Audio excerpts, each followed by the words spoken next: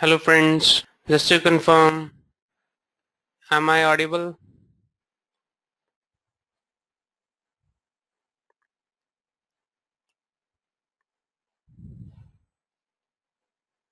Am I audible? Okay, we hear some yes. Good. So we can start our today's webinar. Okay. So let me welcome you again. So we at EduPristine welcome you to the webinar on CFA demo. In this webinar, we will start with the outlook on EduPristine, then details about the CFA and its career prospects, and finally a demo lecture on option basics. During this demo and anywhere during the webinar, please let me know if you have any queries. Do let me know if I'm going fast or slow. I will try to answer all your questions. In case any question is unaddressed, you can always email us and we will revert back with the answer. So don't worry, we will answer all your queries. Also do keep in mind that this demo is online and it will be great if we can make it more interactive. So please shoot as many questions as you can. Okay, so to start, let's have a quick outlook on EduPristine. EduPristine is largest and authorized training provider for international certifications. We are authorized by CFA Institute for CFA training, authorized by GARP for FRM, which is Financial Risk Manager, authorized for CFP by FPSB, and authorized by Premia for PRM and Permia. We are pioneer and leader in skill-oriented finance courses.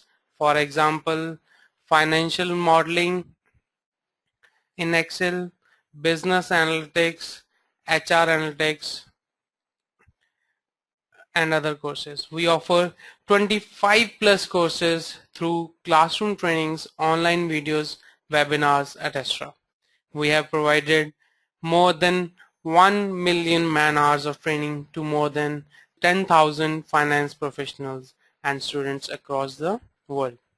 These students are from 40 plus nationalities. Our brand is trusted source of training. It can be seen as 60% of our enrollments are through references.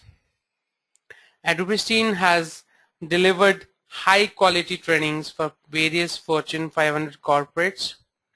These are some key associations of EduPristine. We have conducted lot of trainings at EY, Bank of America, JP Morgan for financial modeling, ING for project finance, Franklin Templeton, Credit Suisse, HSBC, etc., and various other big names. Not only big organizations, EduPristine have given training to the students of world-renowned institutions like NUS Singapore, IIT Delhi, ISB Hyderabad, etc. We have global online presence and existing classroom presence at Singapore, Middle East, USA, and India. Okay, so you can see where all we have delivered our trainings. We have partnered offline with SHRI, which is Singapore Human Resource Institute in Singapore, and Centosis Mauritius, where we have delivered trainings on CFA, FRM, Business Analytics, Financial Modeling, and HR Analytics.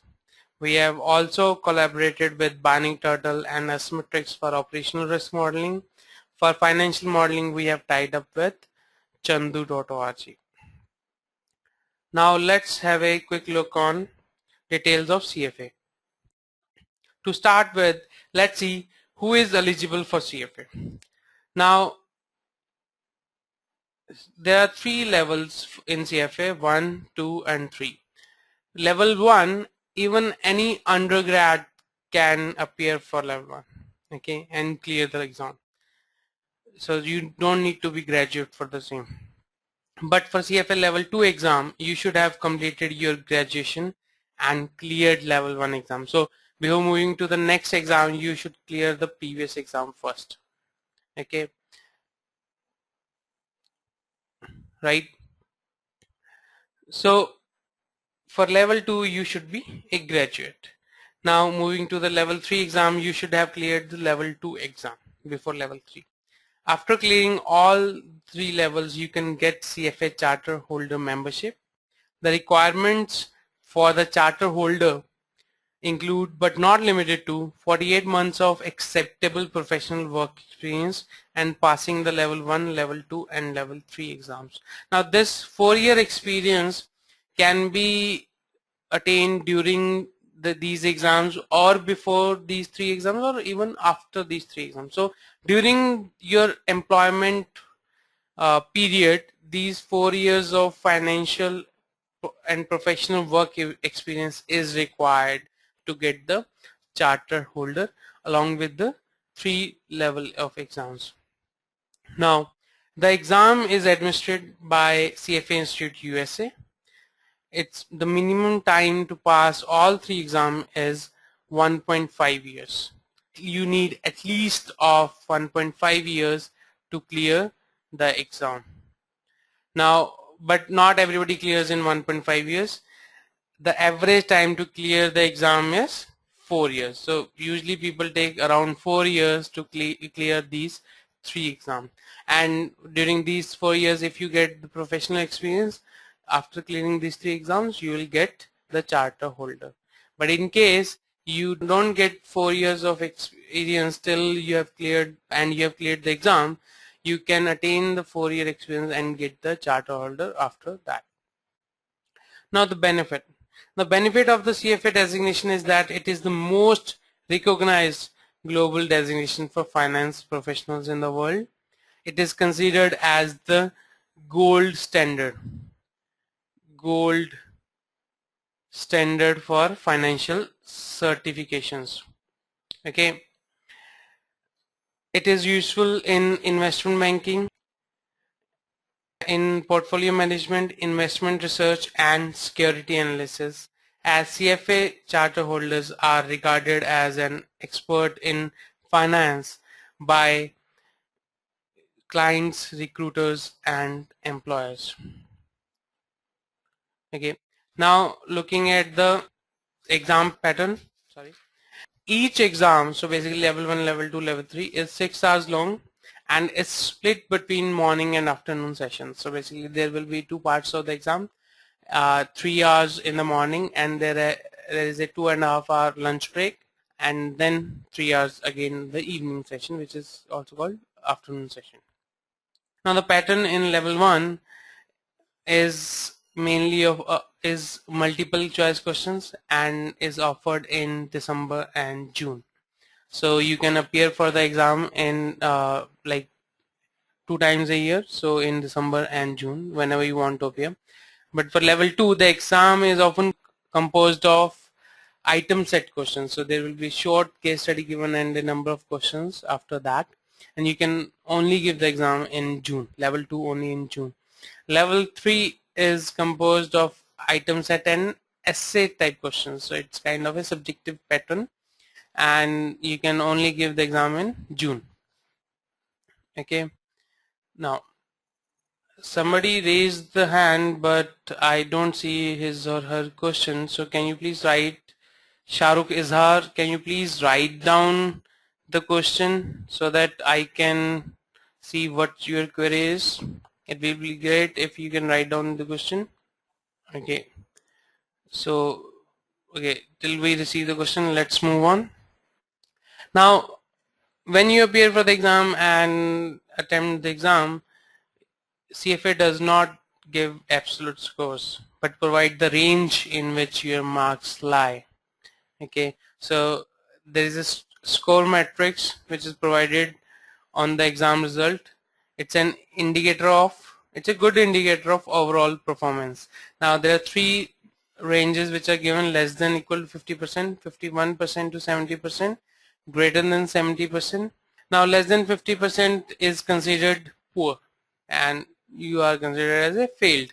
Now 51 to 70% is considered poor to average, and greater than 70% is considered average to above average. Now in every year the cutoff is different, so it's not like that you get this range and you will clear the exam. But yes, if nobody has seen anybody failing who has got above 70% in all subjects. Okay, so if you get above 70% in all subjects, you will clear the exam. Okay, now the standard, so usual grading criteria is that in every subject you have to at least achieve 50%, so above 50% you have to achieve in every subject, and in total, so this is individual, in total you have to achieve greater than 70%. So in some you will achieve greater than 70%, in some you will achieve greater than 50%, but overall in totality you have to achieve greater than 70%. Okay, so that's the score metrics. Now moving to the subjects which are there in CFA. Now there are many different kind of topics which are covered in CFA level 1. The most important and the starting subject is ethics. Okay, now it got 15% as weightage. Okay, now this is considered to be the most important topic because these days, not these days, basically post 2008, the importance of ethical behavior has increased. Okay, so CFA gives this a very high importance. Now people say that usually you have to get above 70 in this to pass the exam. If you get 50 to 70, then you will be considered failed. In case, even if you get above 17 all others, though it is not written anywhere, this is the observed criteria by most of the people. Okay, though we have seen many cases in which you have got above 50 and less than 70 in ethics and people have cleared level 1, but it's better to be safe than sorry. So please work hard on this subject, which is ethics. Okay, then we have quants, economics, and percentage 12%, 10%. FRA, and many times also called FSA, is 20%. Corporate finance is 8%, and these in total are 50%. Okay, then moving to next, we have equity investment 10, fixed income 12, derivative 5%, AI 3%, asset classes in total will become 30%, and then we have portfolio management and wealth planning as 5%. Now please be careful that if you think, okay, AI only has 3% or derivatives has only 5%, so we can skip that. No. Okay, I just received one question which says, are all questions in level 1 objective? Yes, in level 1 all questions are MCQ, multiple choice questions. There will be 3 options and you need to select the one which is correct. Okay, in level 2 it's again objective but slightly different style, which is you'll get a case study and 5 to 6 objective questions after that related to that case study, and you need to answer that. And level 3 is a combination of case study type questions plus subjective questions where you will have to write answers, not objective ones. Okay, so level 1 is totally objective. Now, so we were discussing that in case we see that derivatives have only 5% weightage, so and if we find the derivatives is difficult, we can leave that. No, we cannot leave that. We have to clear each and every subject separately. So in case we are weak at derivatives, we need to work hard on derivatives. And it's also important because in case, let's say 70% of 5 is 3.5, so in case, let's say we need to get correct 4 questions in case there are like 5 questions for derivatives, we need to get it 4 questions correct. So there is a very less chance that we can take that only one question can be incorrect. So we have to be very good in derivatives to get 4 questions correct and only one incorrect. Okay. Another question I got from Pratik Patel: what kind of experience are we supposed to get in that 4 years? Now this 4 years, first of all, is not during the exam. It can be before the exam, during the exam, after the exam. So in your professional working experience, you need to get 4 years of experience. Now this experience, there are a variety of fields in which you should have. For example, and everything should be related to finance. So one is, let's say you have experience in audit, you have experience in trading, you have experience in risk management, you have risk experience in mutual funds, you have experience in wealth management. So there are different fields in which you have experience that can be considered. Okay, so it's basically how you show your experience, that how it works. Okay, now the various fields which are allowed, you can go to the CFA Institute website, which is cfainstitute.org, and see what different fields are there for that 4 years of experience. Okay, but believe me, even if you work in like somewhat related to finance, you will find your field for that 4 years of experience, because CFA is so wide that it covers almost every field related to finance. Okay, so don't worry, this should be your last concern if you are preparing for level 1, level 2, level 3. Our main concern should be clearing the exam. Okay, right? But yes, this you can get it clarified if you go to the CFA website. You'll see clearly what kind of experience they are looking for. Okay, so there are different fields. I gave you some examples. The exhaustive list, you can look at the. Okay, so he says, Pratik Patel is saying that he is an engineering student, so he had that doubt. It's absolutely fine. The thing is, that's what I'm saying, that even if you, let's say you go into consulting. Now consulting, if it's somewhat related to finance, then it will be considered as your experience. Okay, so it will be considered in that 4 years of experience. So in case you have any, even 5% of the work you are touching in finance, you can show it as a, like, it will be considered as financial experience. And the detailed fields or departments you can look at CFA website. So you should not worry about that.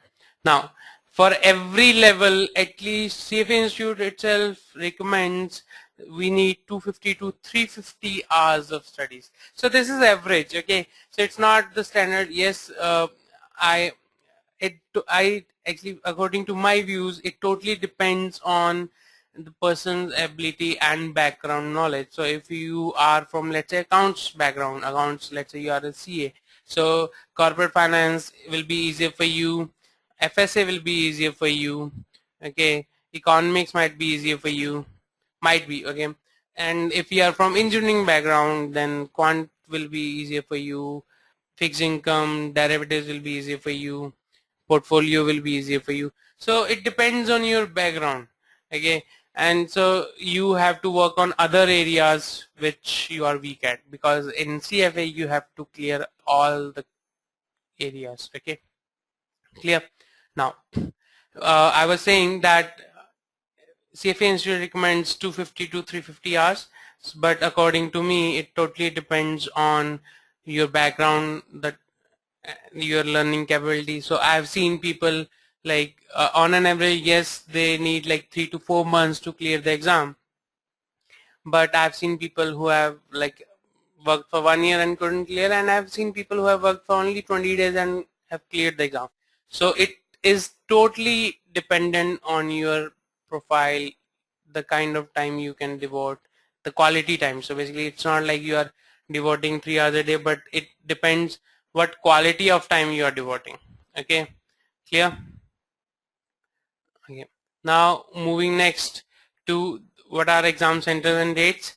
Now as we discussed earlier, level 1 we can appear in June and December every year, and level 2 level 3 exam we can appear only in June. So usually it's first Sunday of June and December, and first Sunday of June for level 2 and level 3, but it can be different. So till now they are following this kind of rule that first Sunday of June and December there will be exam. The exam centers are Delhi, Mumbai, Bangalore, Chennai, Pune and Kolkata. Okay, so moving next about the fees. Now there are three cutoffs. Three cutoff in the sense that you if you register early, so it's an early bird kind of thing, then you need to only pay 1030 fees. But in case you are appearing, let's say registering for the exam somewhat later, then you need to pay 1125. And if you are paying at towards the end of the exam, let's say for example for December exam, the last date was September, as so if you are paying in September you would have paid 1470. So there are two parts of the fees. One is program enrollment, so this is one time fee you have to pay, so this is kind of a registration fee you are paying. Okay, then you have exam registration fee which you have to pay every time when you are paying for the exam. So if you are appearing for level 1, you have to pay some of fee of registration fee which is 420 plus exam fee which is 650. But in case you are appearing for level 2 and level 3, you have to only pay registration fee because you have already registered for CFA Institute. Okay, clear? So if you are, let's say, in case you don't clear the exam in one time, the next time you don't need to pay again the enrollment fee, you just need to pay the exam registration fee. Okay, clear? Now CFA reading material. So what kind of material we require? Now CFA Institute provides material which is called core study material. Okay, so you can go for that material and that is sufficient for the exam preparation. But those who already have some knowledge of the content, then that material is not required. Why I'm saying this? Because if something can be explained in 2 lines, CFA material explains it in 10 lines. So what I'm saying is, in case you don't have any knowledge about any subject, then CFA material is for you. But in case you have any knowledge, it will seem like that you don't need that kind of explanations. But it's again totally depends on you what kind of preparation do you require. Okay, I see a question, and can we avail for any scholarships? Yes, actually recently they have started the scholarship, but it totally depends on, like, the decision is depends on them. The thing is, you need to write a letter to them that, okay, I'm like detailing about yourself, what kind of background you have. Usually it's for financial support, so in case you cannot afford the exam, and then only the scholarship will be there. Yes, along with that you need to prove that you are good in ACADS also. Okay, so there are few, like very few number of scholarships are there, so you can avail that.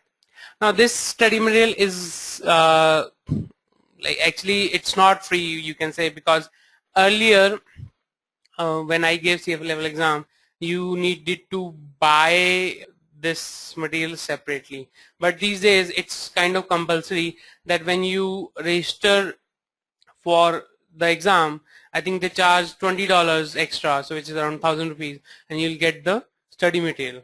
Okay, so it's not free, but yes, it's not that expensive. Earlier in our time it used to be like $400, and the fees has to like used to be lesser than the fees we have today. Okay, 400 less. So in case, I think and I recommend that you should opt for the study material even if you know everything, because sometimes for some subjects you need to refer to the book and see what is the correct way of learning a particular subject.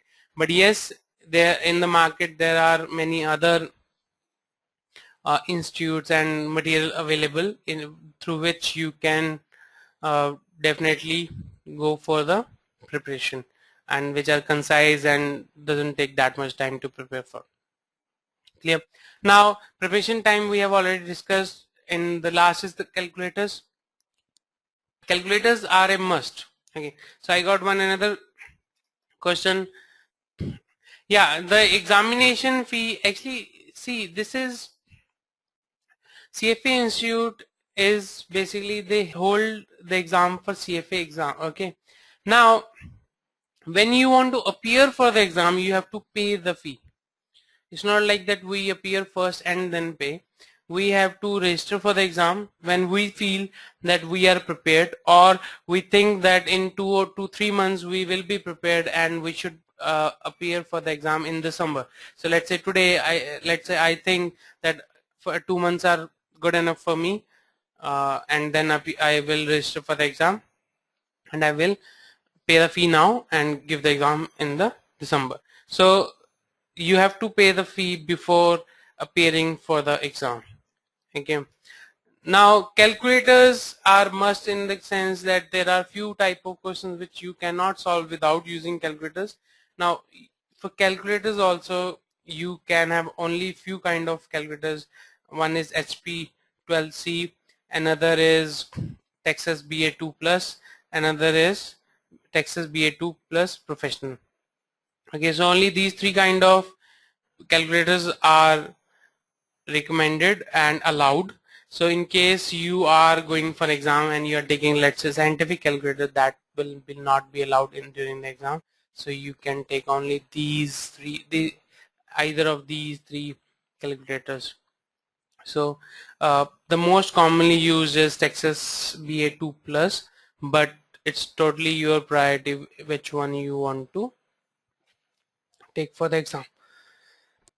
Okay, now so this is must. Around 20% of the questions will be based on calculators, so you should buy any of these calculators from the market. Now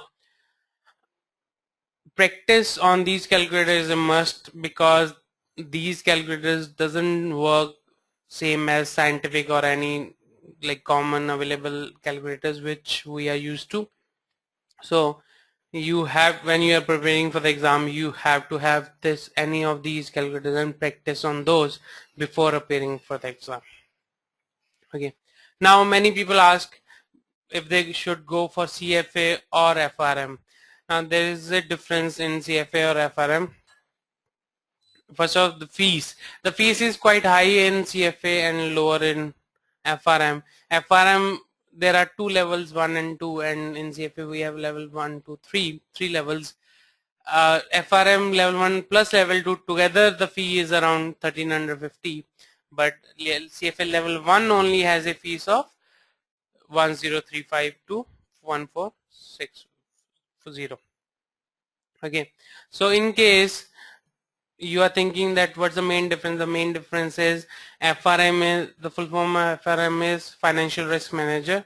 So this exam is mainly for those people who are targeted towards risk management profile. So if I'm thinking that I want to work in risk management profile or any profile related to risk management, then I will appear for FRM, not for CFA. But in case I think no, equity research or investment banking or financial research or wealth management is my profile, targeted profile, then I will go for CFA.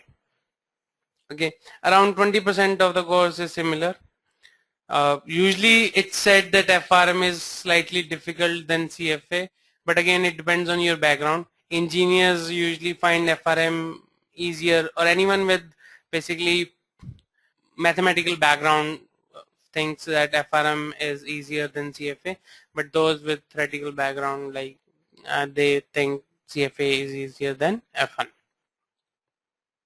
Okay, clear?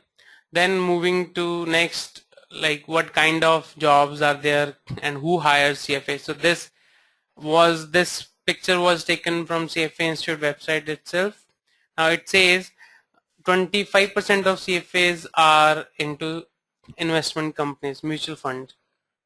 Okay, so we have brokers, dealers, banks, and even consultants, government regulators.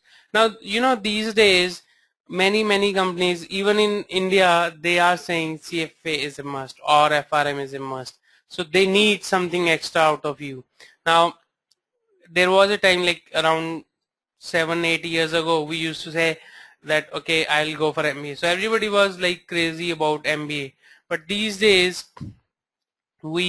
everybody is going crazy about CFA or FRM. Why? Because competition is so fierce that everybody needs something extra, some extra edge. So everybody is looking for some extra edge. 7 years ago, that extra edge was MBA. Now these days, the extra edge is some kind of certification that can be CFA, FRM, or PNM. So it depends on your profile and requirement. But it's a must. So I'll give you one example. One of my friend works in World Bank India Center, which is in Chennai.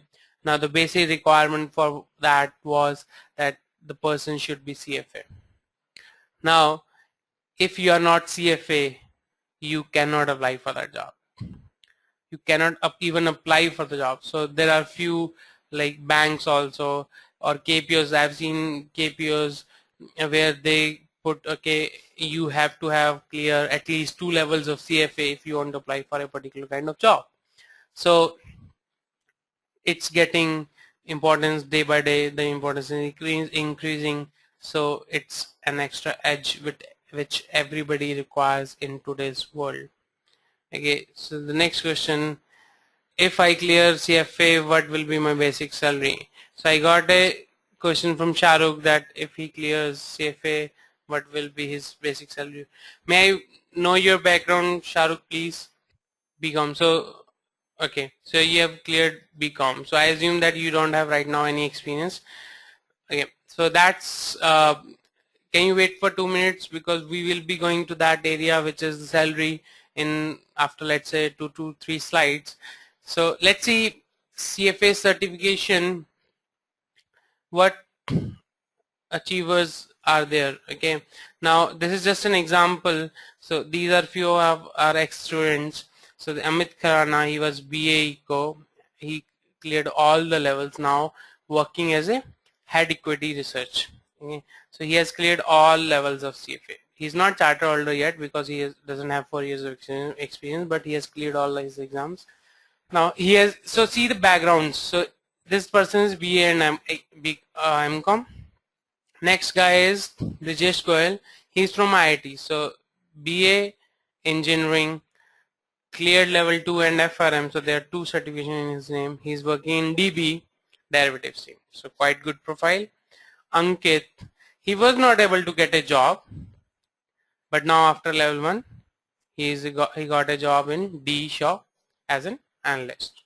Okay, so it totally depends what's your background and where you are heading. Okay, so CFA certification, where you will go with level 3.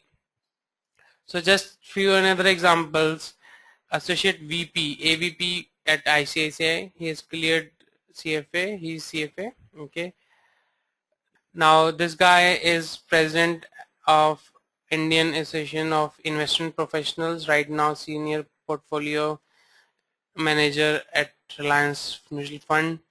Then the next guy, MD in Pune at Corporate Finance Associates.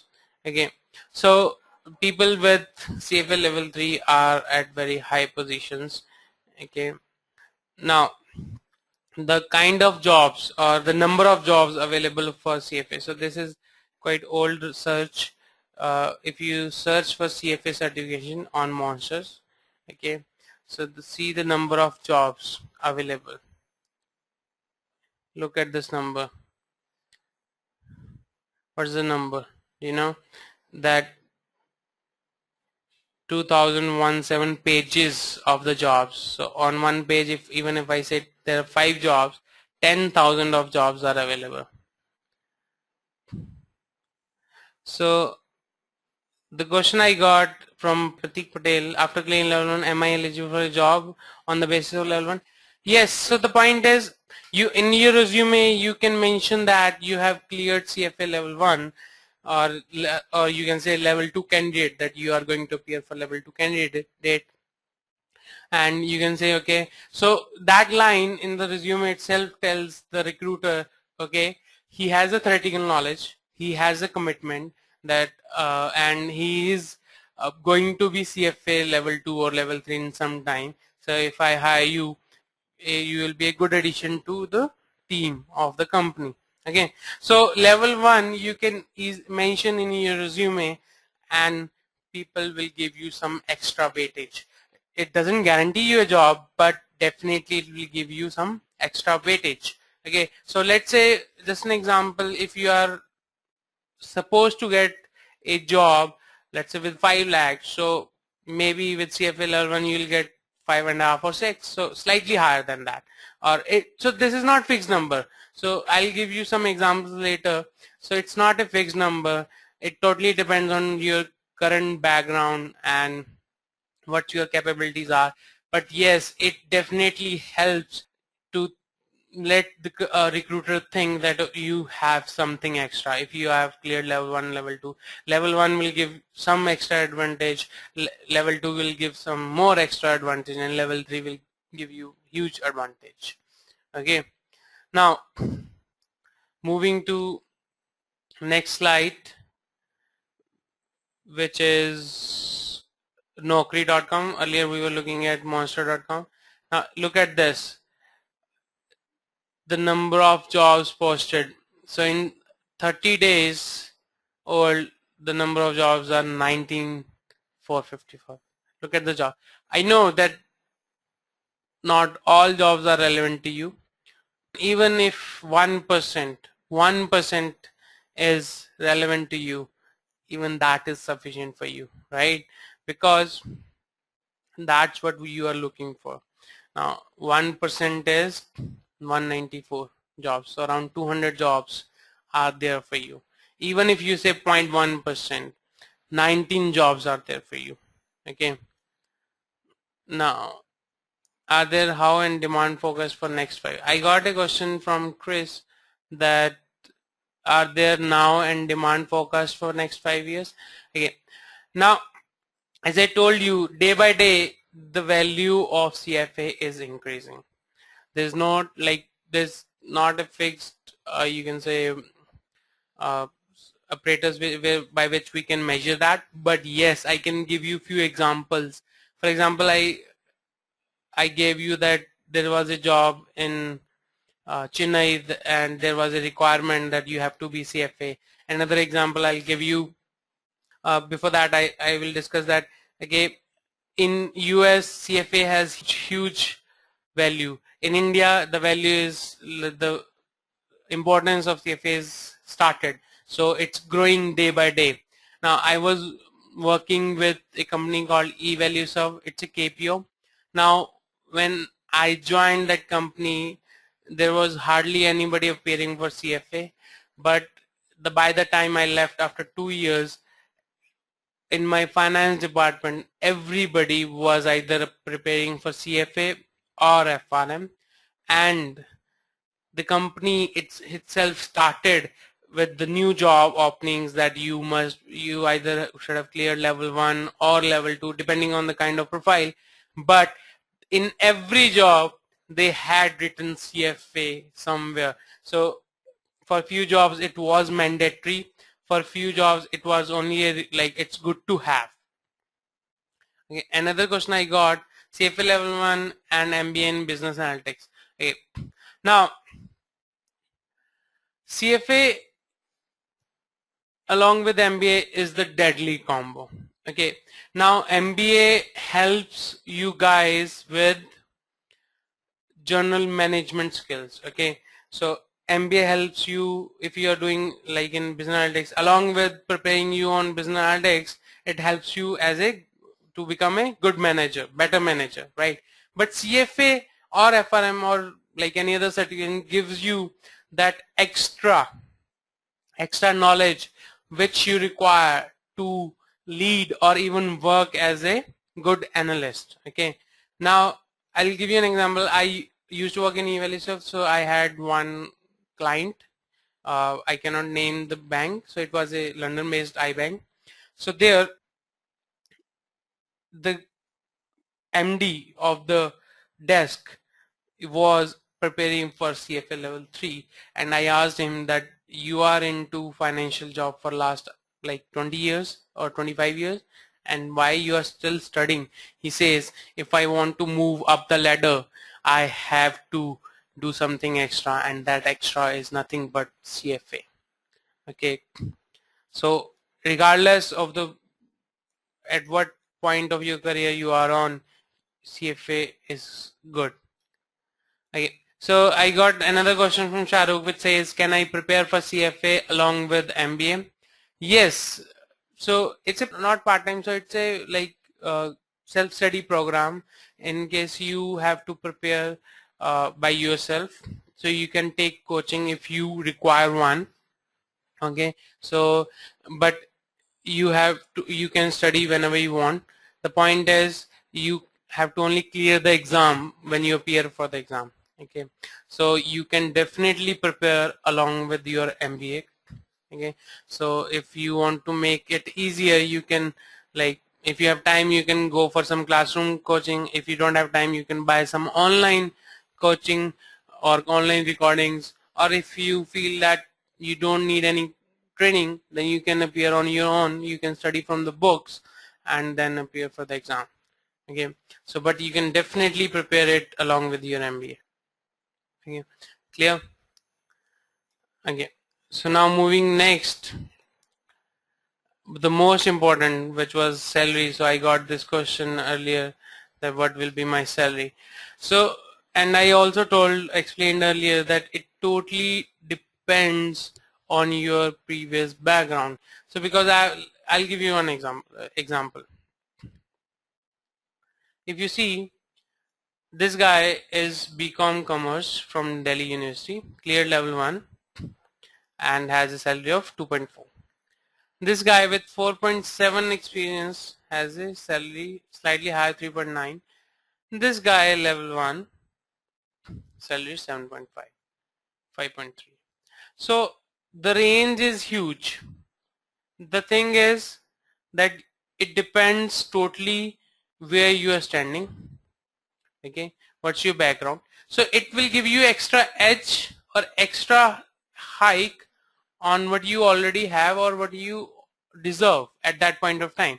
So the most important thing what CFA did for me or does for people is it gives recruiter an idea that what kind of knowledge you possess. So if I'm CFA, then I apply for a job and there is another person with the same background but without CFA, then there's better chance that I will be called for an interview and he or she will not be, or there will be high chance they will prefer me over the job for against another guy. So it depends basically where you're standing. So you can compare only apples with apples. You cannot compare with apple and oranges. You can only compare, okay, if you're BCom and you have cleared CFA level 1, another person is BCom and he is not cleared level 1, then you can compare what kind of job he or she is doing, what kind of job you are doing, and what salary he or she is getting and what salary you are getting. Okay, so it totally depends on from where you are coming. So basically what's your background and what CFA level you have cleared. Okay, so it's an extra edge. I'll give you an example. There was one of my colleague in evaluation only. There were two guys. So one cleared level 1, level 2 and was going to appear for level 3, and there was another girl from the same college. They joined evaluation on the same day. Okay, they're working in the same department. They were getting similar hikes. Everything was similar. Okay, the only difference was the guy has cleared CFA level 2 and the girl was not appearing for anything, and both tried to shift the job. And you know what, they got selected in the same job, but what packages they both got? Okay, one guy got 70, the guy got 70% hike, the girl got 30% hike with the same base package. So I don't know if it was CFA, but I'll give credit to the CFA. Okay, it's like, I don't know inside out, maybe the knowledge of the guy was like super strong, better than the girl, but I saw this example in front of me. And you know, now that girl is appearing for CFA level 1. I think she cleared this time and now she's appearing for level 2. Okay, so it will give you some extra edge. Now that was about CFA, its career prospects. Any doubts about CFA before we start our demo lecture? Any doubts? Anything? Somebody raised the hand, but I don't see any question. Ramesh Gupta, could you please write your question so that I can answer? Yeah, please continue. Please write the exact question, regardless if I have covered or not. I will answer that question. Yeah, the question I have received is how many hours of preparation is required and how to prepare for CFA. Yes, we have covered this, but I'll just summarize this again. Usually it's recommended that 250 to 300 hours are required for CFA level 1, but it totally depends on your background. So if you already know a few of the subjects, you might require lesser number of hours, but if you don't know anything, you might require more than 300 hours of training. So remember, this is an average number of hours required. It's not exact number of hours, so it totally depends on your background. Okay, preparation, it depends again on your background. If you have good knowledge, you can prepare by yourself, but if you may require, let's say, any training, you can buy. So there are classroom trainings available in the market, there are online trainings available in the market, you can buy recorded trainings in the market. Okay, so these are the ways you can prepare for the exam. Okay, so if, hope this answers your question. So if nobody has any other question, we can start with our demo. Okay, what you mentioned, career prospect is for fresher. No, so Ramesh says what you have mentioned on career prospect is for freshers. Freshers, how it helpful for seniors, say 10 plus experience. No, actually I mentioned for both. I gave an example of one of my colleagues, or you can say client. I was working with a uh, London-based iBank, and the client was MD of the desk, and he was working, I don't know, like 20 to 25 years experience he had, and he was appearing for CFA level 3. And I did ask him like why he thinks that, why he is appearing for level 3 at this stage of his career. And he says if he wants to move up the ladder, if he wants to show the management that he has everything what it takes to move up the ladder, he has to show something extra, and that extra is nothing but CFA. Okay, so CFA is good for everyone regardless at what level of career you are standing at. Okay, so in case you have 10 plus years of experience, I don't think that CFA is not for you. CFA is for everyone. Okay, clear? Okay, let's now start our today's topic of demo options. Now, what are options? So I would like it to be more interactive, so I might ask you the questions rather than answering them. Okay, so to start with, can you tell me in literal terms what are options? What do we mean by options? Anyone? Alternatives, yes. So I got an answer from Pratik saying that options mean alternative. Yes. So in little sense, I can say option means it's a choice. Okay. So I'm getting answers like contracts to buy security. Okay. So that's technical definition. Ramesh is saying options are like buying a movie ticket. I don't get how it's option of buying a movie ticket. Okay, so option in the sense that it's choice to me. So if I take an example of Ramesh, he said option to buy a movie ticket. I'll just alter it a bit, that if my friend gives me a ticket, then I have the option either to accept it or not. So that's an option I'm getting. Okay, option is if somebody gets a choice. Okay, now choice of doing something. Now in financial terms, again, it's a contract. Okay, so Ramesh said if we buy the ticket, we have the right to watch the movie, but the theater has the obligation. Okay, yeah, that's the correct thing. Okay, so if we buy the movie ticket, then we have the right basically option to watch the movie, and the theater has the obligation to let us watch the movie. Okay, so I got from Manoharan saying buying in rights to buy or sell. Correct. So in technical terms, options are nothing but right to buy or sell the underlying or something, anything. Okay, so we have the option to buy the underlying, or we have the option to sell the underlying during or at the end of the period at a particular price. Okay, so let's take an example. Let's say there is a stock which is at 50, and I say, okay, today I'm agreeing to buy this stock at 50 after 1 year. So when I reach at this point, I have the right to buy at 50. If the stock goes to 70, I can buy at 50 and make profit of $20. And if it goes to 30 or 20, then I have the right to buy at 50. Will I buy at 50? No, because I can go to the market and buy at 20. So I got an answer from Manoran that no, we will not buy at 50, we will buy at 20 from the market. Okay, so right, it's the right, not the obligation. So I have the right to buy or sell. So that's the basic definition of option. Now we have two kind of options. Can somebody tell me what kind of options we have? Call and put. So I got few answers from Ramesh, Anuj, and from Manoharan, Anjan, okay, saying that it's call and put. Now what is call?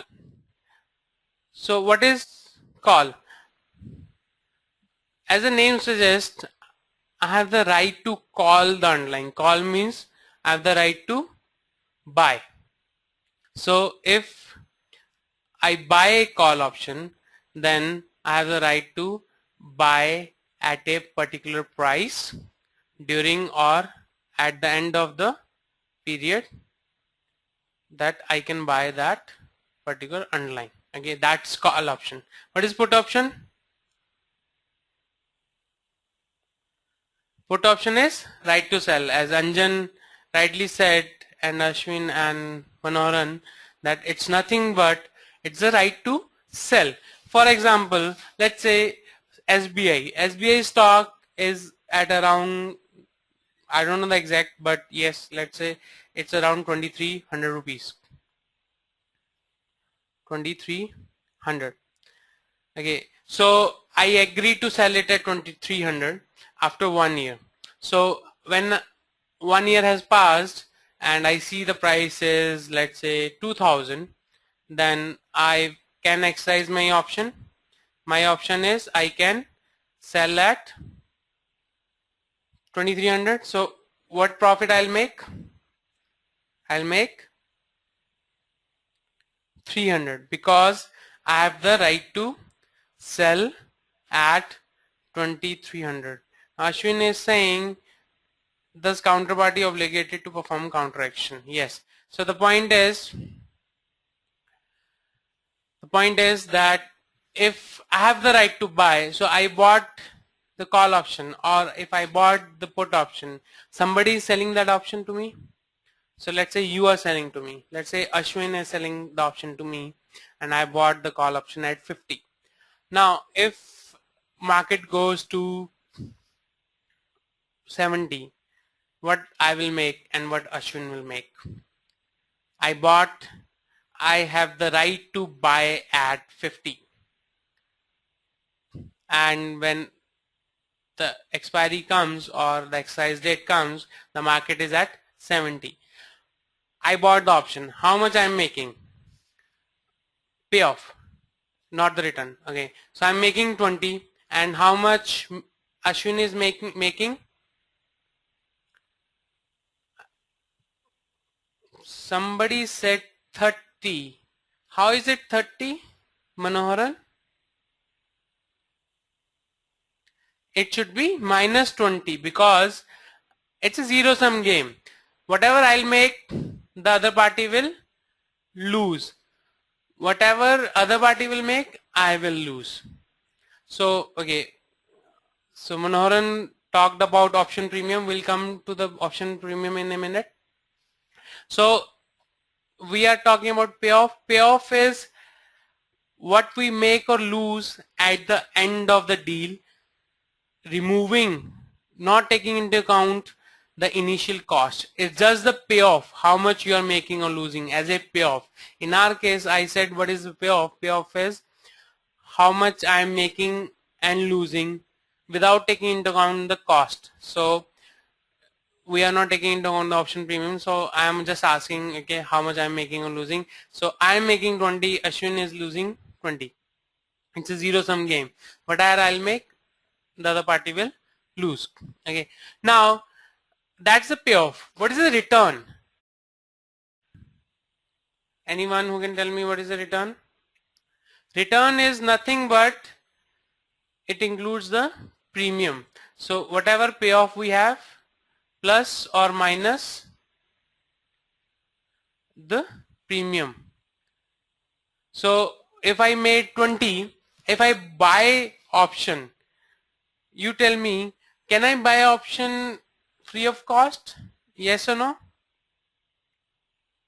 No, because nothing is free in this world. There's no free lunch. Okay, so you have to pay something. If I'm getting an option, the same example, if I'm buying a ticket or movie ticket, so I have to pay something for that movie ticket, then only I will get that right that I can watch that movie or not.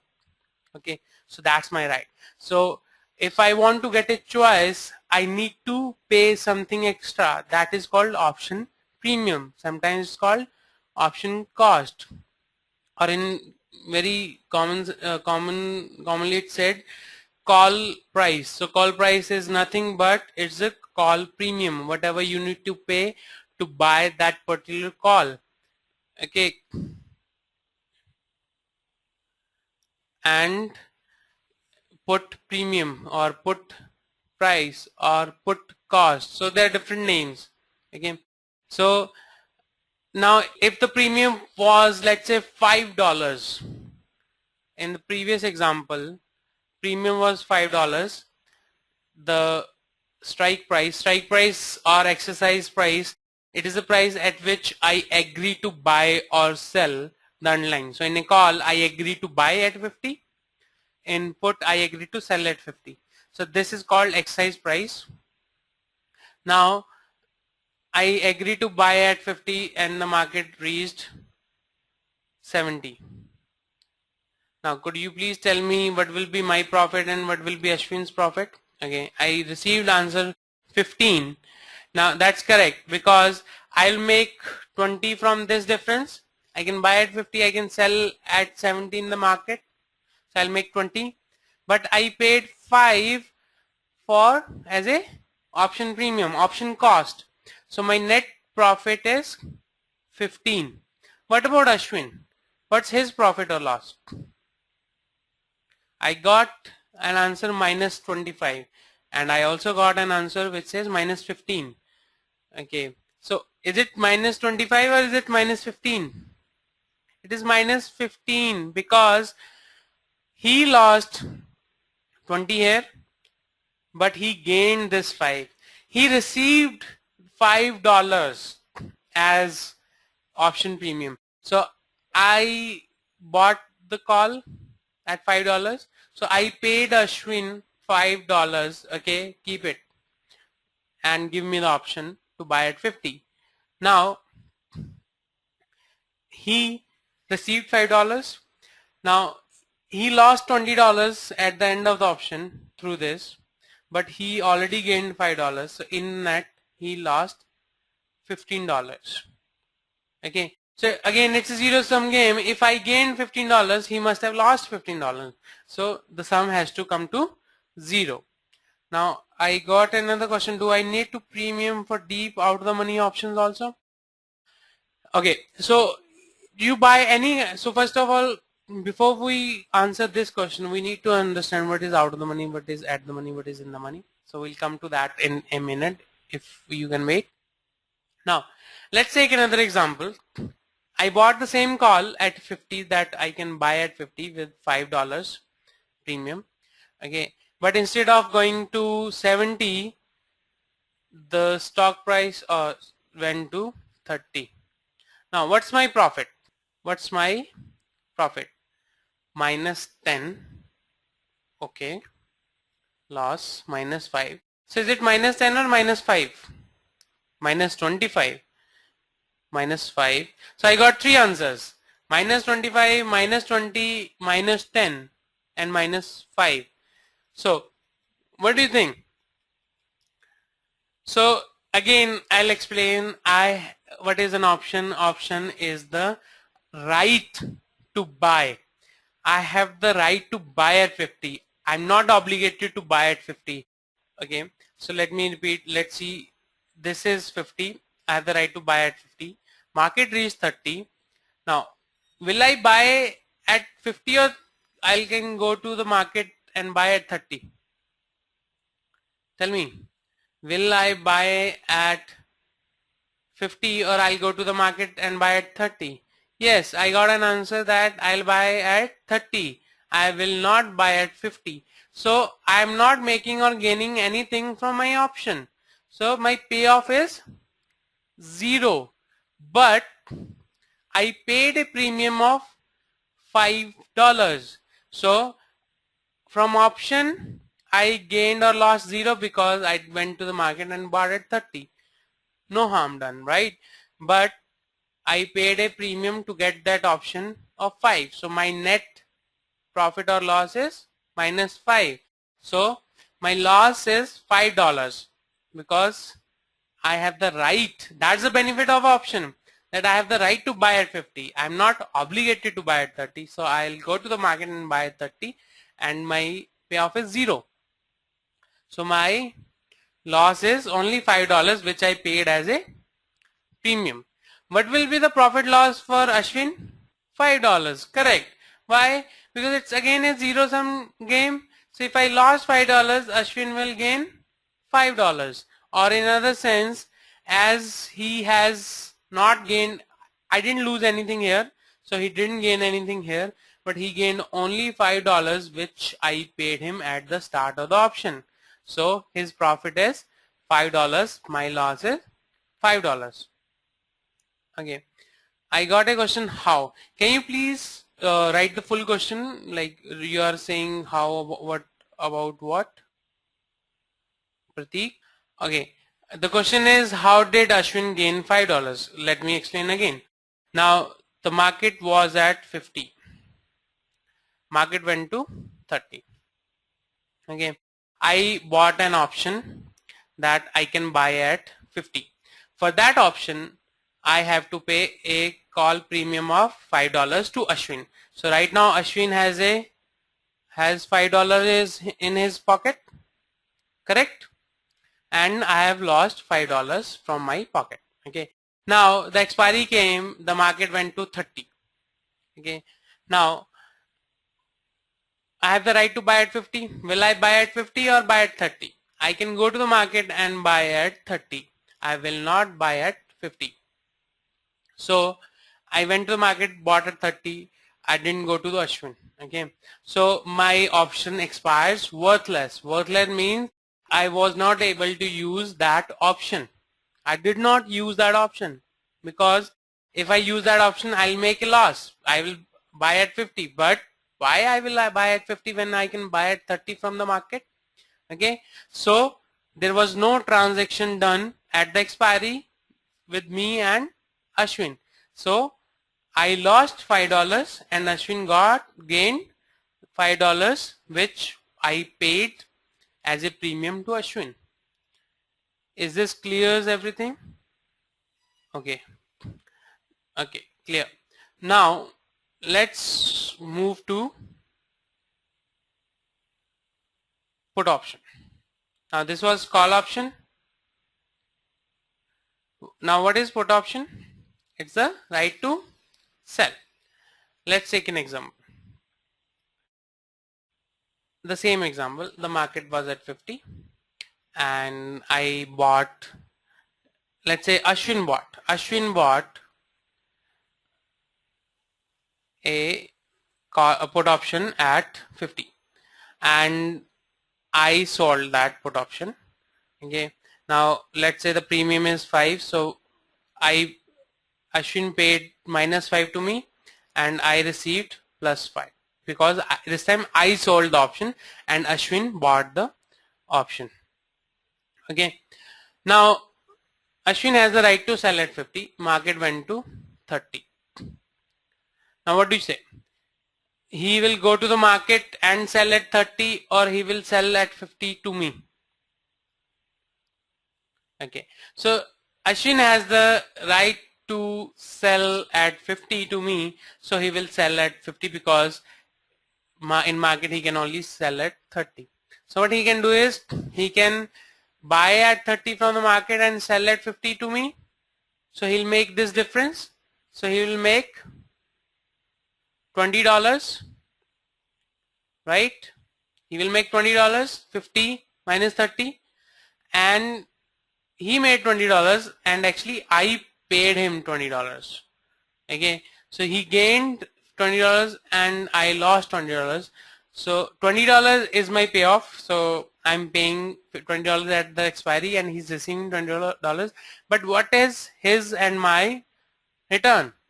In net, how much he gained? He gained $15 and I lost $15, right? So that's my return.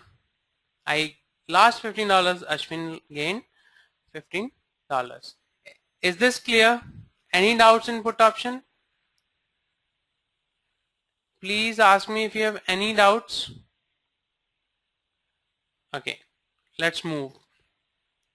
Now we got a question regarding deep out of the money. So let's understand what is out of the money. Okay, so there are three things. One is called ATM, another is called ITM, another is called OTM. What is ATM? ATM is add the money. Okay, so when we are talking about call and our stock price is equal to our exercise price. Okay, so exercise price or strike price is usually written as X, or sometimes many people write it as K. So it's up to you how you want to write it. And current spot price or the stock price is written as S. So when the stock price is at 50 and strike price is also 50, then this is called add the money. That you are at the money, you are not making or losing anything.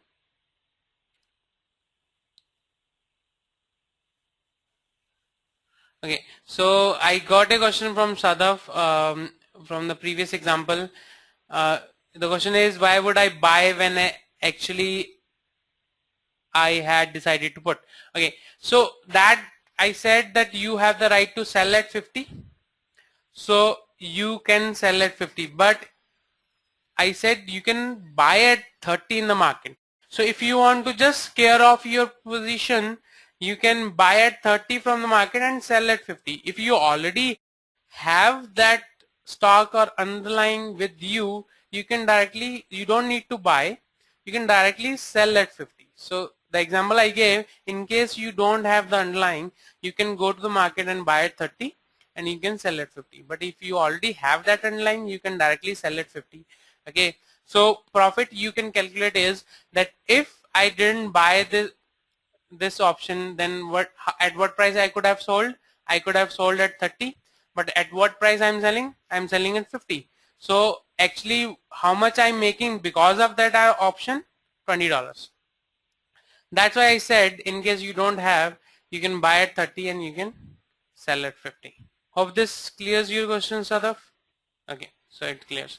Now, so we were at add the money, in the money, out of the money. So call it's S equal to X. So your spot price equal to strike price. Now in the money, as the name suggests that the option buyer is in the money. He is making the money. Okay, he is making some money. Okay, then he will be in the money. Tell me, when S will be higher than X or S will be lower than X, when he will be making the money? When he will be making money? When S is higher than X or S is lower than X? S is greater than X. S is less than X. Higher, lower, higher. So I'm getting both kind of answers. Okay, in the money. So when you will make money, I'll take another example, the same example. I agree to buy at 50. So basically my X is 50. So when I'll make money, when market will go to 60 or 40 for call. So we are discussing about call only. So I'm getting 40 also, I'm getting 60 also. Okay, that's nice. Okay, we are talking about call. So I have the right to buy at 50. Now if market goes to 60, will I exercise the option at 50? Yes, because if I go to the market, I'll buy at 60. If I exercise the option, I'll buy at 50. So I'll make profit. But if the market goes to 40, I have the right to buy at 50. Will I buy at 50 or I'll go to the market and buy at 40? I will buy at 40 in the market, because see, everybody wants to buy cheap, right? Everybody wants to save money. So if market goes to 60, I'll buy at 50. If market goes to 40, I'll buy at 40. Okay, so where I'm making money from the option? When market goes up, then I will make money. Okay, so when S goes above my strike price, then only I will make money. Then that's called ITM. Hope this clears. Any doubts? Any doubts? Okay, now let's go to out the money. Tell me, out the money is opposite for in the money? When you are not making money. Okay, when you are not making money. So when you are not making money,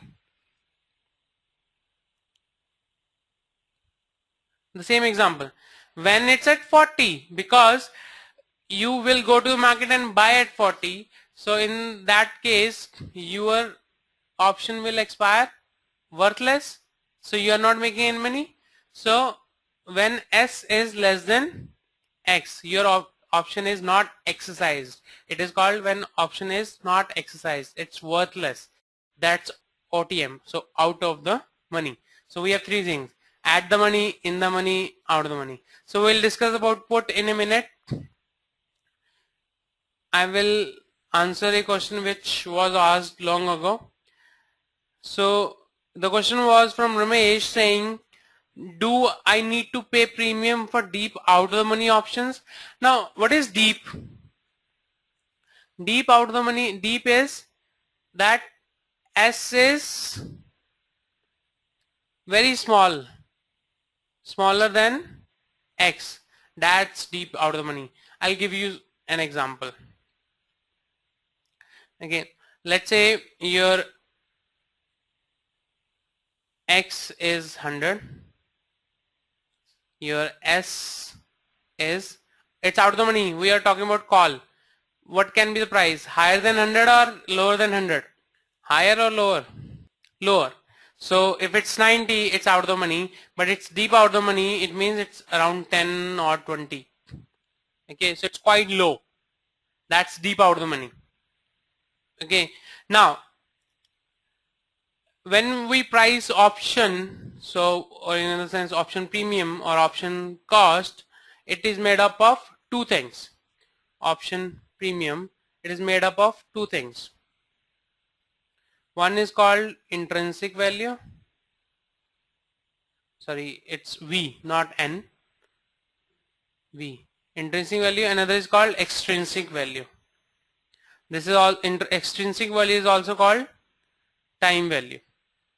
Okay, intrinsic value is nothing but what value the option already have, or in another sense I can say that if I'm able to exercise the option right now, what value I will get, that's intrinsic value. And this comes from the concept of in the money, out of the money, at the money. Okay, now let's take the same example. Call, I buy the call at 50, so X is 50, I have the right to buy at 50, and the market goes to 70, and it's not still expiry. Okay, it's not still expiry. And what's my intrinsic value? Can you tell me what is my intrinsic value? 20. Okay, so intrinsic value is if I'm able to exercise right now, what I'll get. So if I exercise right now, what I'll get? I'll get 20. So 20 is my intrinsic value. Okay, and if instead of 70 the market is at 30, what is my intrinsic value? I got 0, I got minus 20. Okay, it cannot be minus 20 because if I'm exercising this, basically I'm getting rid of this option. Will I buy at 50 or will I buy at 30? I'll buy at 30 in the market. I'll not buy at 50. Its option is an right, not an obligation. So I will buy at 30. So my intrinsic value is 0. When the option is out of money, the intrinsic value is 0. Okay, when it's in the money, then only we'll get some value. What about when market is at the money? So strike is 50, stock is also at 50. What is my intrinsic value? 0, because I'm not making or losing anything, right?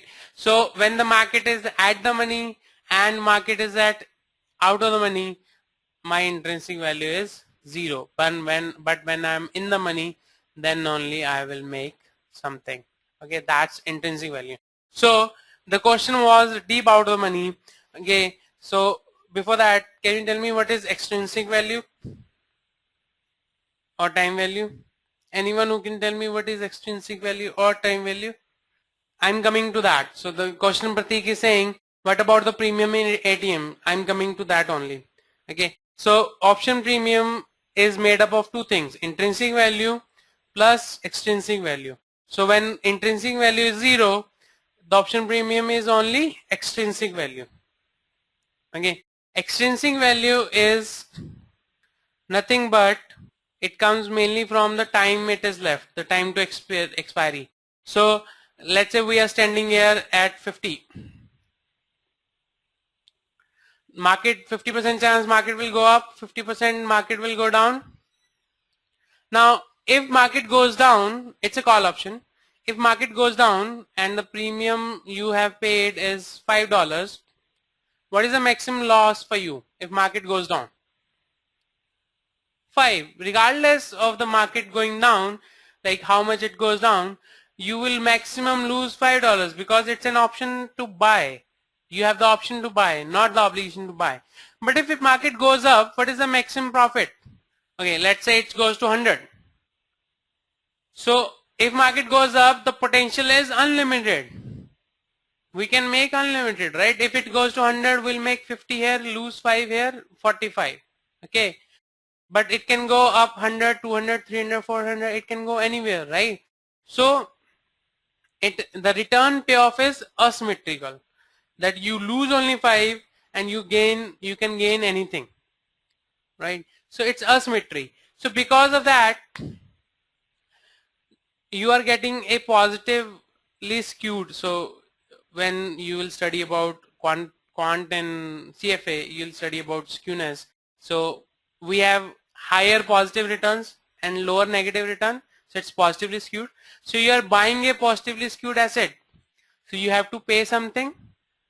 You have to pay some value for that. So that value is called time value or extrinsic value. Okay. So your option premium is equal to intrinsic value plus time value.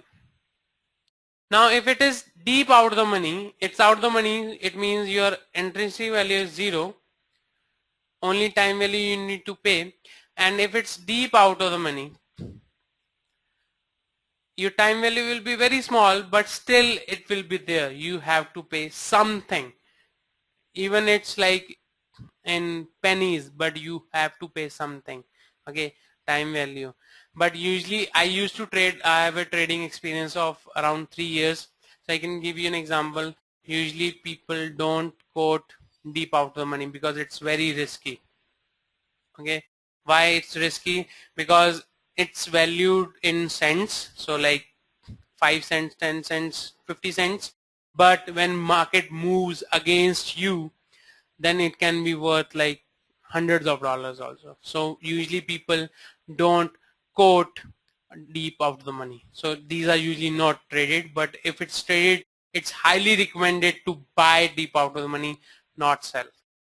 Okay, because if you lose, you will lose pennies, but if you gain, you will gain like hundreds of dollars. Yes, there is brokerage involved, but even after including brokerage, the total value is very minute. Theoretically, whenever in CFA or in real life also, theoretically when you value some option or any asset, you don't include brokerage. Brokerage is a separate thing. You anyways have to pay regardless where you are trading. Okay. Okay. So is it clear? Now that was the demo. Any doubts, please ask me. Anything you want to ask. I just deleted one question by mistake. Somebody can please write again. Okay, so somebody has asked, is $5 the time value? Okay, I'll explain. Now the total premium you paid is $5 in our example. Now this $5 is made up of two things. Am I audible? I just received one question saying I'm not audible. Can somebody write if I'm audible or not? Okay, I am audible. Okay, so I'll answer one by one. So one question I have received, that is $5 the time value. So let me explain. $5 is the premium which if I am buying the option I'll pay. It is made up of two things, intrinsic value plus time value. Okay, now intrinsic value is what you will be able to make in case you exercise the option right now. Okay, now let's say our strike price is 50 and our stock is at 52 and I am buying the option. Now what is my intrinsic value? Can you please tell me? 2, the difference. So my intrinsic value is 2, my time value is 3. In total I am paying $5. Is it clear? So if my stock is at, let's say, 48, what's my intrinsic value? What's 0? 0, right? So in that case, if my option premium is $5, my time value will be $5. Okay, so let me explain again. This premium is decided by, practically, I'm talking practically this $5, this premium is always decided by demand and supply. So you will get to understand this demand and supply when we'll discuss implied volatility. Okay, so this is decided by market. So if I am a buyer, you are a seller, so we agree, okay, I'll buy at 5 and you will sell at 5. Okay, Then we'll say, okay, what is the intrinsic value? Intrinsic value was 2 in our case. Okay, so how much time value I am paying? That's correct. It's premium minus intrinsic value. Okay, so time value will be 3. But in case if I agree that okay, I will buy it at 4, so my premium is 4 and the strike is at 50 and my stock price is 48. What is my intrinsic value here? Correct. It is 0. So intrinsic value is 0. What is my time value then? 5? No. My premium is 4. Can you see the screen? Yeah. So my premium is 4. My intrinsic value is 0. So my time value is total 4 only. Right? So time value. So there are ways we can calculate time value. Okay. So that we will be covering in case we study more further into options. Okay. So in this simple example, time value will be $4. Okay, so I'm paying $4 to get that extra right. Okay. Now I got a question from Pratik. How was ATM risky? Okay. Now ATM is not risky. So first of all, options are risky. Okay. So basically, it's risky. Okay. Okay. Pratik is saying out the money. Okay, they are risky for those who sell that. Okay, let me take an example. Let's take an example call. Okay, strike price is 100. Stock price right now is at 10. So basically you have the right to sell at 100. Oh, sorry, you have the right to buy at 100, but the market is at 10. So this is out of the money. Now tell me one thing. Do you think market will go above 100? Like very less chance, right? If you have only, let's say, 5 days left, very less chance. But if it's same 1 year, there's higher chance. Okay. Now this premium will include intrinsic value, which is 0 in this case, plus time value. Now this time value, as we know, this is deep out of the money. It will be very low. Let's say in our case it will be around $0.2, so 20 cents. 20 cents. It will be around 20 cents. But in case this goes to 110, in case, so I'm just saying in case. Okay, so there is, even if there is 1% chance it can go, right? How much you need to pay? $10. So you gained only 20 cents, you lost $100, and usually each options are sold with the size of 100 options. So one set is size of 100 options. So you gained only $20 and you lost $1,000. So that's why out of the money options are usually risky options. Not risky basically. So selling itself is risky, but traders usually avoid selling out of the money because it's like the payoff is not that great. If you sell, the premium is not that great. Okay, so they avoid selling out of the money. Hope this clears your query. Okay, now another question by Sadaf.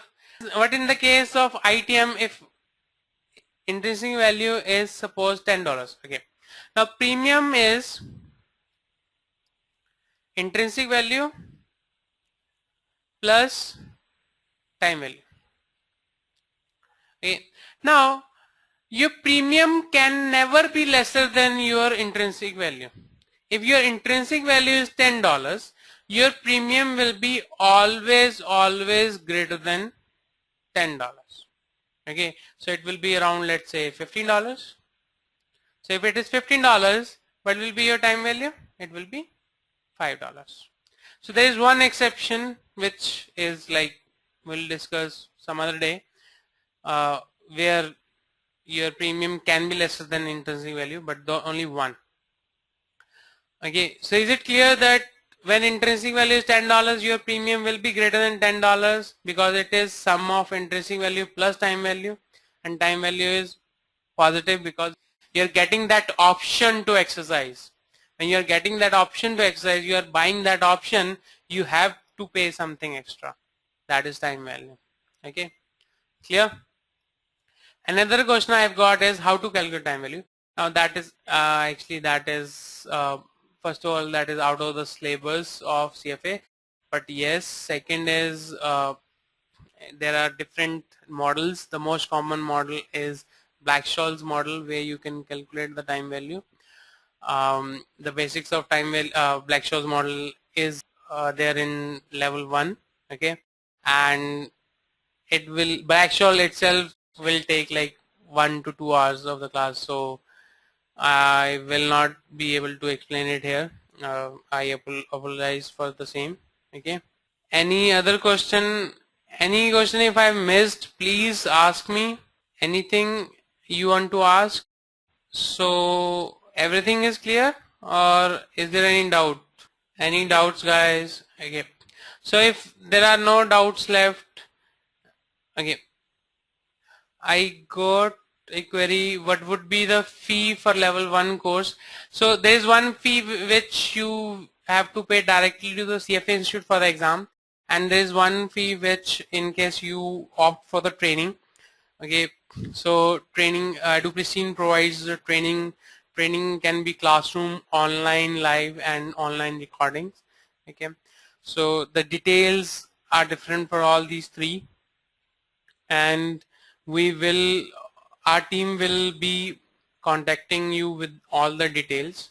Okay, for the fee and what are the benefits if you join EduPristine for the training. Okay, so for the training it depends like which training you are opting for and what benefits you are getting, because we usually customize the training according to the candidate's profile usually.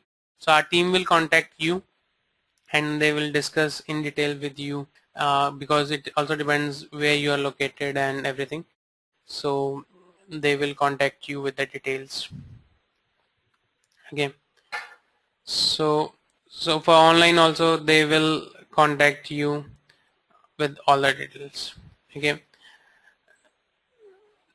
thank you guys. If you have any questions regarding this webinar, feel free to email us at help@edupristine.com. You can visit our website edupristine.com for further details. Thank you guys. It was great having you, and please shoot your emails at this. We have active forum on our website. In case you have any doubts, you can post your doubts there. So good luck for your exam. Hope this was beneficial for you. You can directly contact me also in case you want to ask anything. My email ID is Rupinder. So there's some problem in this pen. I apologize for the same. It's Rupinder ER@edupristine.com. So I will chat you my email ID. So in case you have any queries, you can contact me or my team also. Great. So it was nice talking to you guys. Yeah, so there's one question, can we get the recording of this? Yes, surely we will share the link of the recording for your reference. It will take 1 or maximum 2 days, so by Tuesday we will share the recording with you. Thank you, man. Thank you. Take care, guys. Good luck for the exam, for your career, everything. Thank you.